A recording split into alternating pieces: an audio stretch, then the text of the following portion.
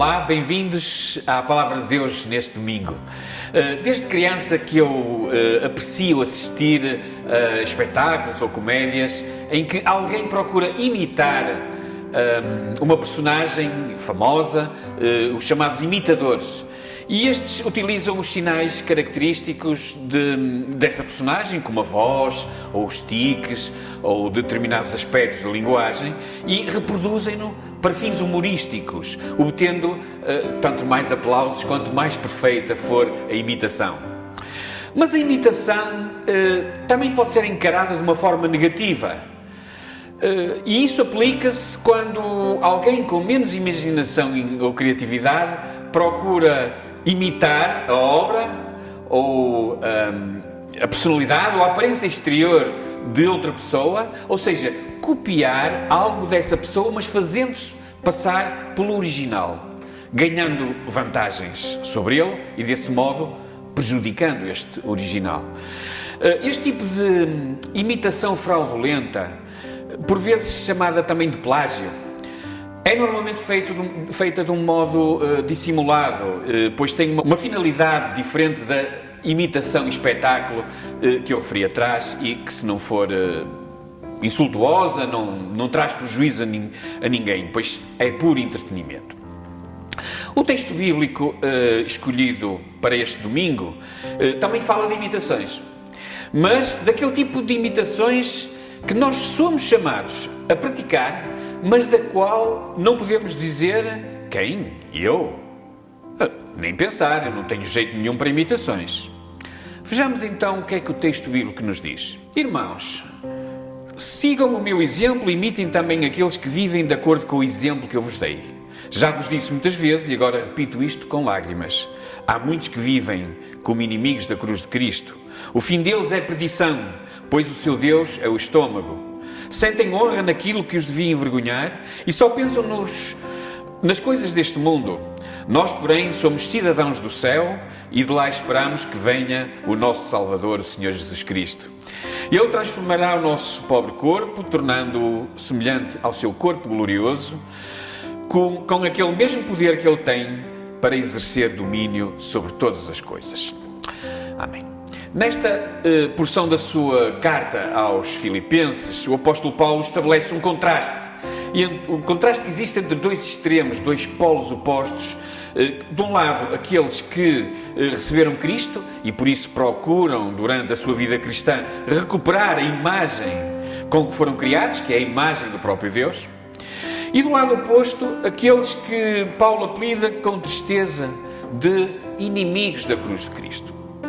Ora, no raciocínio de Paulo não há lugar para meio termo, tanto em relação ao posicionamento de cada grupo relativamente a Cristo, como ao destino de cada um desses grupos. Para uns, a salvação, a vida eterna, um futuro de glória; para outros, a perdição. É por isso que Paulo, assumindo que os destinatários da sua carta pertencem ao grupo dos que receberam Cristo, daqueles que ele apelida de cidadãos do céu, os exorta a imitarem os bons exemplos da vida, ou seja, a serem imitadores de Cristo. E este é um tipo de imitação que não pretende usurpar o lugar do original, que não prejudica nem enxovalha ninguém, mas que também não serve para entreter ou para fazer parte do programa de alguma festa ou para ter piada.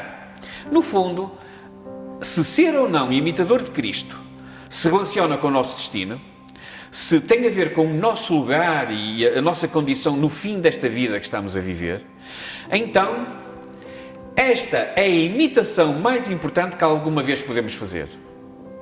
E é a imitação mais importante que podemos ver alguns dos nossos queridos fazer. E eu acrescento, é a imitação mais importante que podemos exortar alguém a fazer. E é por isso que Paulo insiste nesta ideia. Sigam o meu exemplo, imitem aqueles que já estão a seguir o meu exemplo. No fundo, ao seguirem o meu exemplo, estarão a ser imitadores de Cristo. Mas esta imitação não tem apenas a ver com o fim de cada um ou com a outra vida que nos espera, mas também com a vida presente, aquela que estamos a viver neste tempo. Por isso, a vida daquele que imita Cristo é uma vida centrada na cruz. Ao contrário daqueles que não o fazem nem o procuram fazer, porque vivem uma vida centrada em si mesmos. Os tais inimigos da cruz de que Paulo fala. Ora, ter uma vida cristã centrada na cruz significa que devemos combinar o nosso discurso com a nossa prática, ou, se preferirem, combinar a palavra com a ação. Por isso, se por um lado devemos estar conscientes do carácter de urgência que tem a pregação do Evangelho da verdade, por outro devemos adotar um modo de vida que esteja de acordo com essa verdade.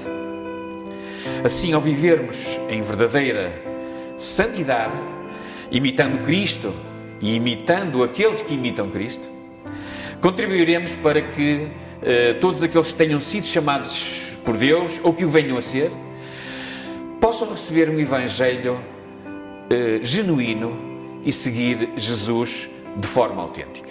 Por fim, Paulo encoraja os filipenses com simpatia e amor, dizendo o seguinte: portanto, meus queridos irmãos, de quem tenho tantas saudades, vocês que são a minha alegria e o meu prémio, continuem assim firmes no Senhor. E este encorajamento é dirigido também para nós hoje, para que nos mantenhamos firmes, para não cedermos à tentação de irmos pelo caminho mais fácil, do prazer imediato, do aqui e agora, mas sim para firmarmos os nossos pés em tudo o que a Sagrada Escritura nos revela, ficando assim bem fundamentados na Palavra de Deus, confiando em tudo o que o seu Santo Espírito nos revela e nos revelou, tendo Cristo como nosso rochedo, nossa segurança, nosso refúgio, e sem esquecer que nos devemos animar uns aos outros, ajudando-nos mutuamente na nossa caminhada de fé e no nosso compromisso com Cristo e com a sua verdade.